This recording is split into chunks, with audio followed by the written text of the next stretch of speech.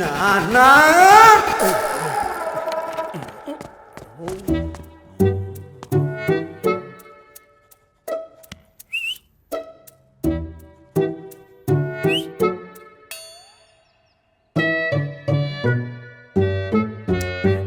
అతు ఇప్పుడు చెప్పు నీ వయసు ఏంటి, నువ్వు చేసే పనులేంటి? నేను చేసే పనులు రోడ్డు దాకా వస్తాయి, నువ్వు చేసే పనులు కొంప దాకా వస్తున్నాయి నాన్న. ఇంట్లో చెట్టు ఎంత కొడుకుని పెట్టుకుని ఆంటీని పోయి గోకుతావా? ఆ లైన్కి తెలిస్తే ఇంకేమైనా ఉందా? తనకి ఆయన లేరురా. అయితే నువ్వు ఆవిడకి ఆయన అయిపోదాం అనుకుంటున్నావు. ఏదో ఖాళీగా ఉన్నాం కదా అని.